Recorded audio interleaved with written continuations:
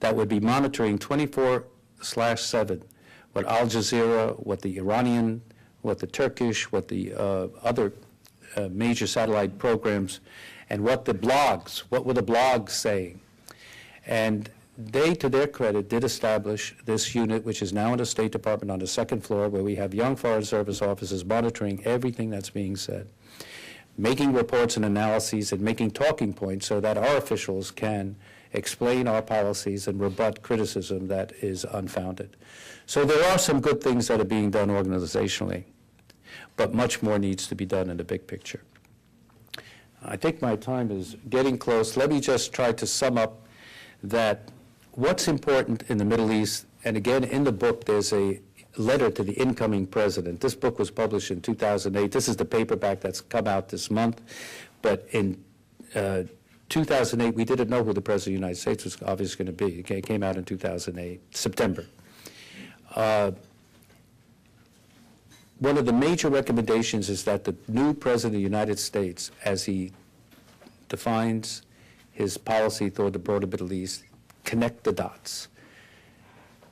Connect the dots how the Arab-Israeli conflict, what's happening in South Asia, political economic reforms, the struggle between the forces of moderation and extremism, connect all these dots, really formulate a comprehensive policy, get engaged with our adversaries, especially countries like Syria and Iran, in a major dialogue in order to go for conflict resolution, not just conflict management, and try to marginalize the forces of extremism in the region. Thank you very much.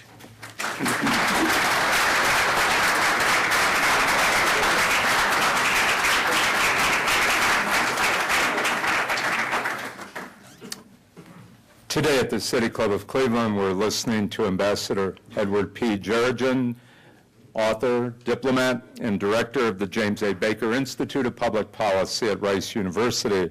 We will return to our distinguished speaker in just a moment for our traditional City Club questions, and we encourage you to formulate your questions for our speaker now while we break for a few announcements. We want to welcome all of you here, as well as those listening to WCPN 90.3 FM, WCLV, WTAM, or one of the many radio stations across the country.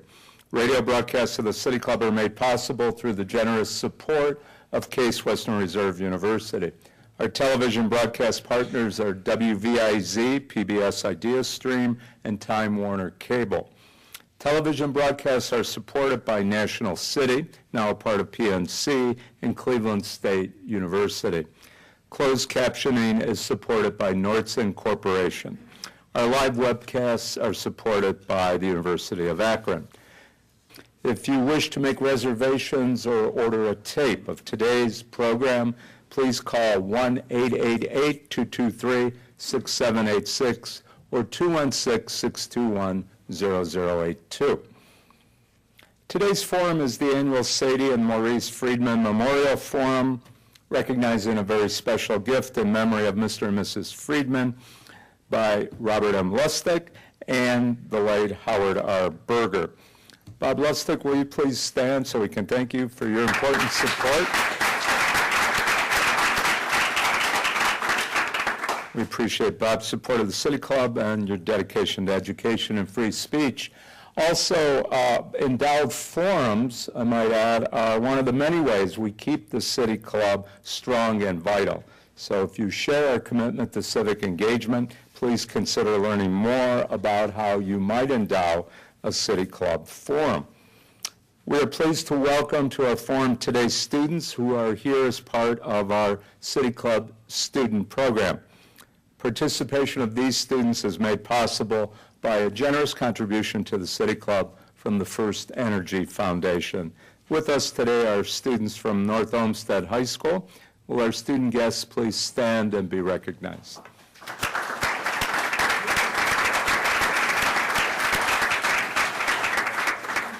Now we would like to return to our speaker for our traditional City Club question and answer period. We welcome questions from everyone, including guests. Holding the microphones today are our City Club intern, Carolyn Peachy, and Assistant Director of Development, Marcella Brown. We'll have our first question, please. Ambassador, this past week has been a rather important one in foreign affairs for the United States when a former president of the United States, Bill Clinton, goes to North Korea and is able to obtain the release of two journalists who have been sentenced to 10 years in prison.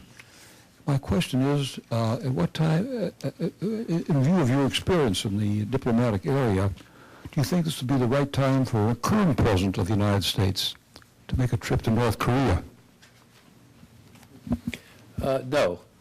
I think that President Bill Clinton's trip was very well prepared, certainly by the State Department and Hillary Clinton, Secretary of State. There were a lot of preliminary discussions that were made, and then having someone as prestigious as Bill Clinton to go there to seal the deal in the release of the two journalists worked out very well.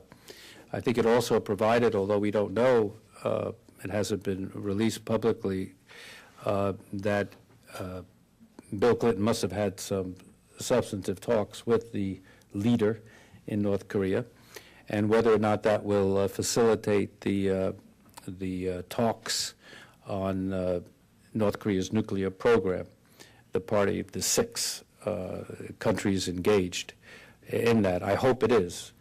But it's a good development.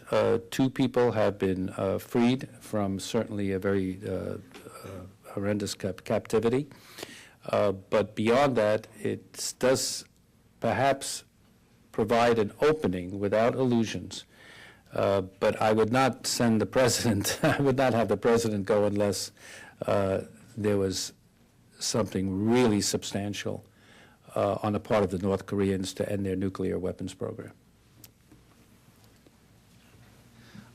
Ambassador Djerejian, you called the Iraq War a war of choice. Don't you think that the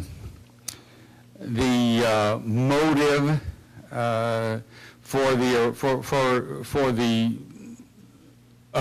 events of 9/11 is witnessed by the statement of Ramzi Youssef after the 1993 bombing of the World Trade? Next time we'll get it. I mean, why would that be? Don't you think the motive had to be the bombing of Baghdad in the early 90s? And secondly, don't you think that George W. Bush may have felt that his father didn't finish the job, and possibly also that there was a threat on his father's life by Saddam Hussein? Well, I don't think any of the intelligence shows that Iraq or Saddam Hussein was implicated in 9/11. None of the intelligence shows that. But motives, he may have had motives, but there's no proof at all that Iraq was involved and Saddam Hussein was involved in 9/11.